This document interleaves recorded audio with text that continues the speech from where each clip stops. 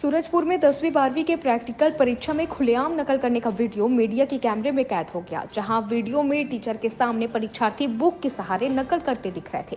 दरअसल मामला भायाथान ब्लॉक के बटसारा शासकीय उच्चतर माध्यमिक विद्यालय का है, जहां इन दिनों 10वीं 12वीं की बोर्ड परीक्षा जारी है। ऐसे में आज बटसारा के हायर सेकेंडरी स्कूल में 10वीं 12वीं के प्रैक्टिकल परीक्षा ली जा रही थी, जहां खुलेआम टीचर के द्वारा नकल कराया जा रहा था, जो हमारे कैमरे में भी कैद हो गया है।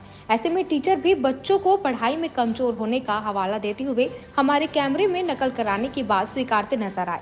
तो वहीं प्रभारी विकास खंड शिक्षा अधिकारी ने मीडिया के माध्यम से जानकारी मिलने और जांच कर टीचर के खिलाफ कार्रवाई करने की बात करते हुए नजर आए हैं। स्कूल है, वहाँ पे बच्चों का प्रैक्टिकल चल रहा था, वहाँ पर खुलेआम नकल टीचर के द्वारा कराया जा रहा है। क्या आपको जानकारी है और क्या इसमें कुछ कार्रवाई की जाएगी? ये जानकारी अभी आप ही लोग के माध्यम से हम लोग को प्राप्त हुई है, आप लोग के फ़ोन के माध्यम से।